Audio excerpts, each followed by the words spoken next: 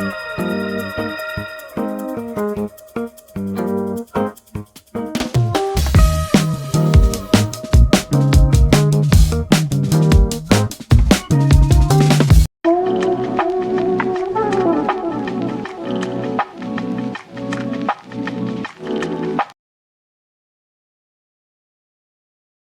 friends, in this video we are going to learn English language for beginners for all type of government competitive exams like SSC, banking. So guys, in this video में हम basically English language को सीखना जा रहे हैं। अगर आप beginner हैं, अगर आप English language बोलना सीखना चाहते हैं, तब भी ये लेक्चर आपके लिए बहुत यूजफुल होगा। और अगर आप किसी गवर्नमेंट एग्जाम के लिए प्रिपरेशन कर रहे हैं, किसी भी टाइप के गवर्नमेंट एग्जाम के लिए, तब भी ये वीडियो आपके लिए बहुत ज़्यादा इंपॉर्टेंट होगा। तो गाइस, इंग्लिश लैंग्वेज में बेसिकली जो सबसे इंपॉर्टेंट पार्ट होता है ना, इंग्लिश लैंग्वेज का जो सबसे इंपॉर्टेंट पार्ट होता है वो होता है हमारा ग्रामर। ओके, सो गाइस, हम इस वीडियो में बेसिकली ग्रामर ही पढ़ेंगे, ठीक है। जो इंग्लिश का सबसे इंपॉर्टेंट पार्ट होता है वो होता है ग्रामर, इसलिए आज के वीडियो में हम ग्रामर पढ़ने जा रहे हैं। और ये ग्रामर जो मैं आपको पढ़ाने जा रहा हूँ, ये बिल्कुल डिटेल में और बिल्कुल बेसिक और एकदम डीप में पढ़ाऊंगा। अगर आप इंग्लिश सीखना चाहते हैं तो भी ये ग्रामर का जो लेक्चर है ये आपके लिए बहुत ही ज़्यादा यूजफुल होगा। अगर आप किसी गवर्नमेंट एग्जाम की प्रिपरेशन कर रहे हैं, किसी भी टाइप की गवर्नमेंट एग्जाम या किसी भी टाइप की कॉम्पिटेटिव एग्जाम इसमें इंग्लिश पूछा जाता है, तब भी आपके लिए ये वीडियो बहुत इंपॉर्टेंट होगा।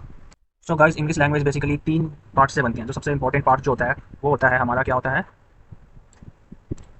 So guys basically English language में सबसे इंपॉर्टेंट जो होता है वो होता है हमारा grammar. So basically English language जो होता है वो इंग्लिश लैंग्वेज में 3 सबसे मेन इंपॉर्टेंट थिंग होते हैं इंग्लिश लैंग्वेज को सीखने के लिए। जो सबसे ज़्यादा इंपॉर्टेंट होता है वो होता है हमारा ग्रामर, ठीक है।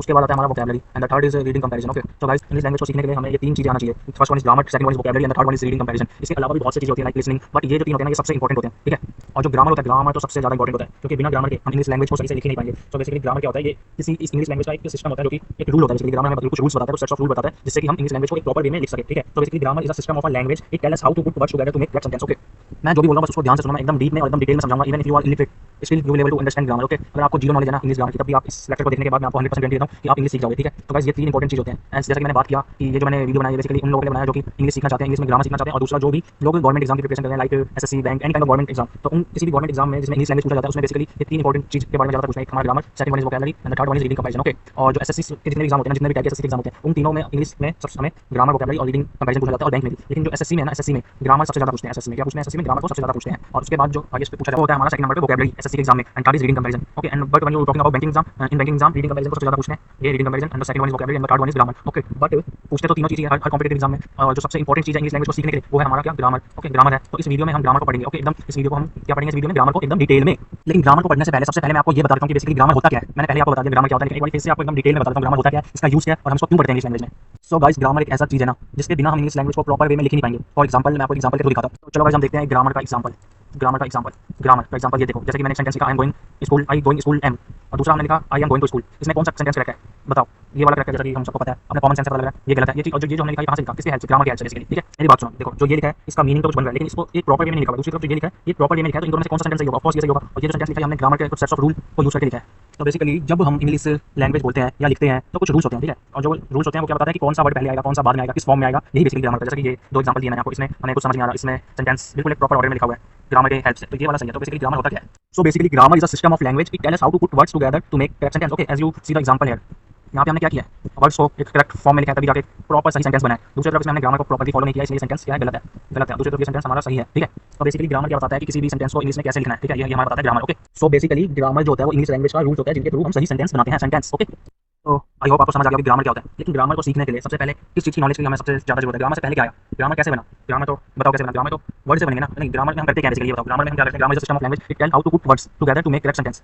क्या लिखा हमने? How to put words together to make correct sentence. Okay, so सबसे पहला क्वेश्चन जो बनता है, ये वर्ड्स क्या होते हैं? वर्ड्स क्या होते हैं? वर्ड्स, सबसे पहला क्वेश्चन ये बनता है कि वर्ड्स होते क्या हैं। सो मैं आपको बताता हूँ वर्ड्स क्या होते हैं एकदम डिटेल में और एकदम डीप में। लेकिन वर्ड्स से पहले क्या आया, वर्ड्स आए कैसे?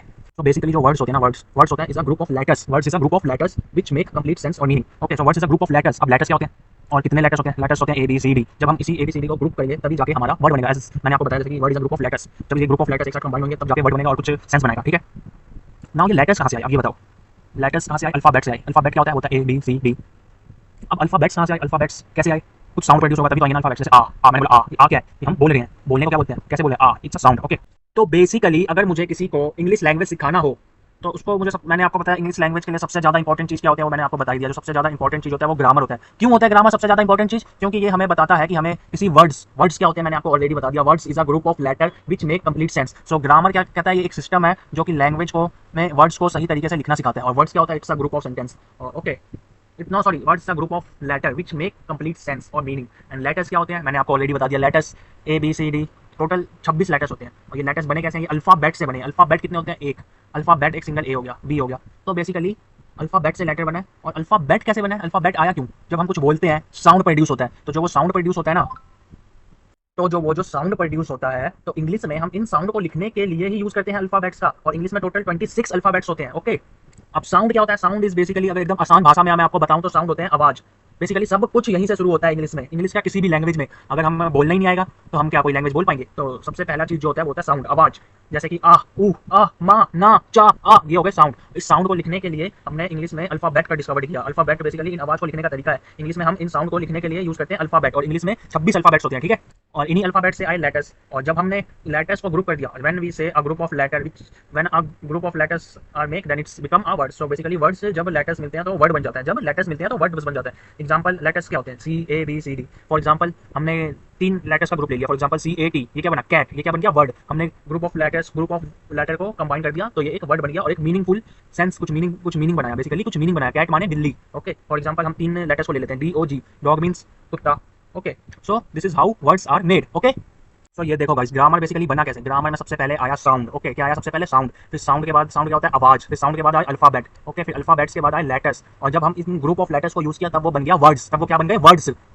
तो सबसे पहले क्या आया, सबसे पहले जो आया वो आया हमारा सबसे पहले क्या आया, सबसे पहले जो हमारा आया वो आया साउंड। ओके, ठीक है। फिर साउंड के बाद क्या आया, साउंड को बोलने का तरीका। साउंड जो हम बोलते हैं, ठीक है, जो आवाजें आती है उसको एक लिखने का तरीका होता है, ठीक है। उसको एक क्या होता है, लिखने का तरीका होता है। उसको हम क्या बोलते हैं, alphabets.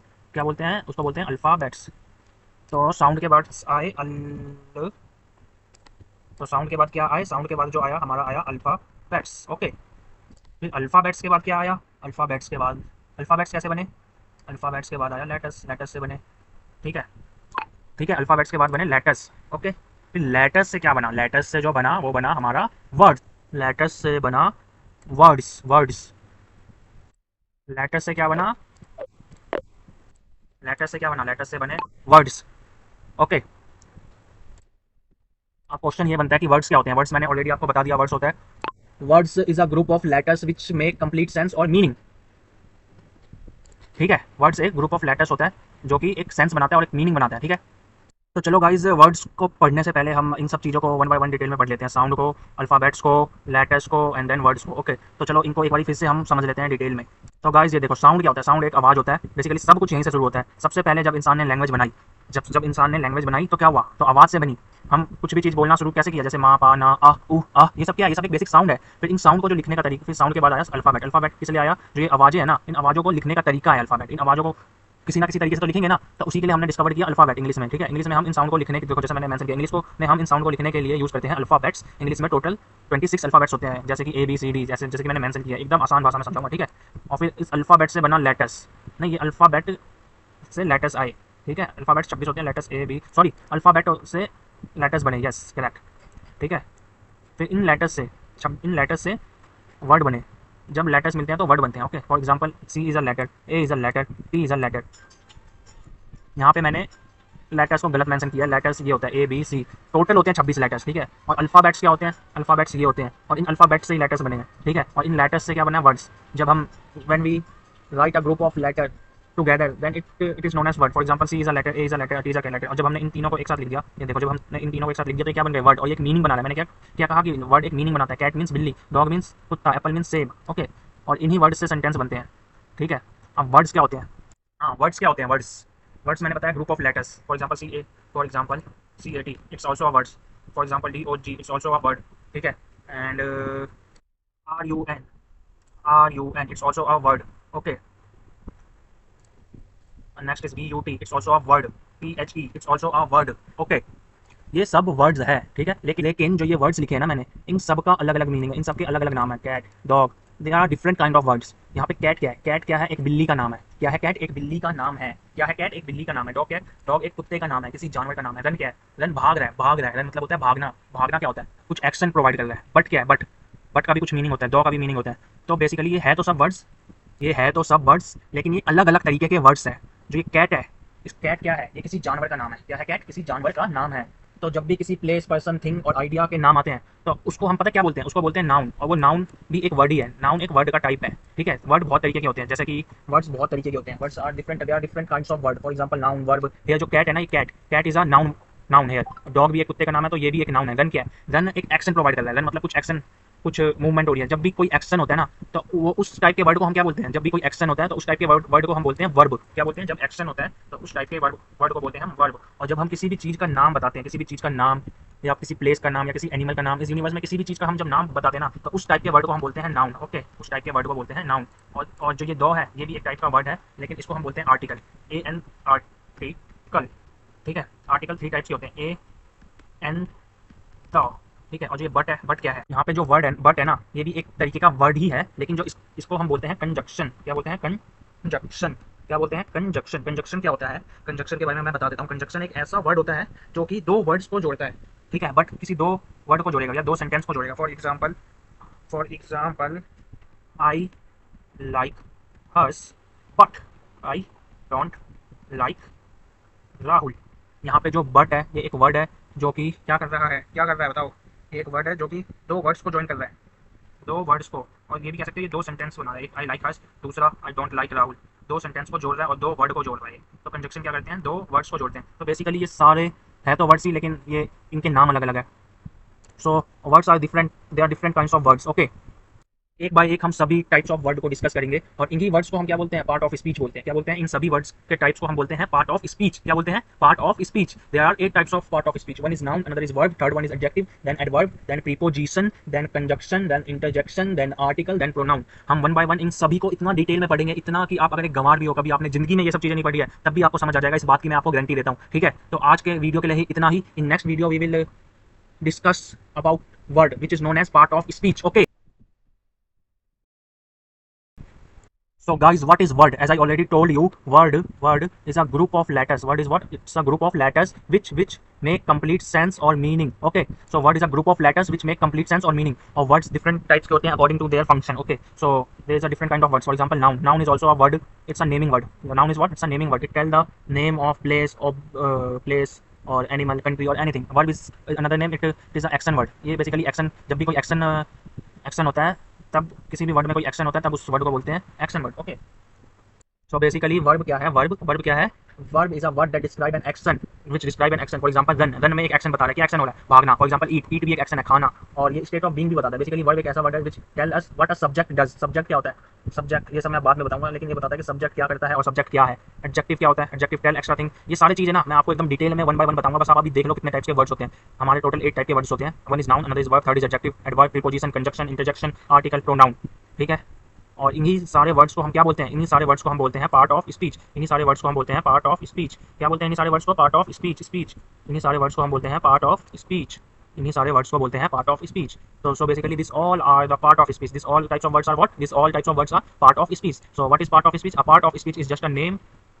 It's just a name of name. It's just a name given to a word based on job that it does in sentence. So basically part of speech क्या है? ये just a name है जो कि हम word को देते हैं, लेकिन based on job that it does in sentence. For example noun क्या job करता है सेंटेंस में? ये एक प्लेस का नाम बताता है। वर्ड क्या करता है? ये एक एक्शन वर्ड है। जब भी कोई एक्शन होता है ये बताता है कि ये वर्ब है। एडजेक्टिव क्या होता है? Tell extra thing about noun, कैसा है, कितना है, कौन से कलर का है। फॉर एग्जांपल नाउन है हमारा इंडिया। ओके, हमने सेंटेंस बोला India is a big country, so big is adjective because ये बता रहा है नाउन, इंडिया जो है वो है नाउन, नाउन के बारे में बता रहा है एक्स्ट्रा इन्फॉर्मेशन, लाइक कैसा है, कितना है। सो मैंने बोला बिग कंट्री, तो बिग इज अ एडजेक्टिव। उसी तरीके एडवर्ब होता है। ये सारी चीज़ें मैं आपको डिटेल में बताऊंगा, लेकिन इन सब वन बाय वन पढ़ते हैं। सबसे पहले हम पढ़ेंगे नाउन। सबसे पहले क्या पढ़ेंगे? नाउन।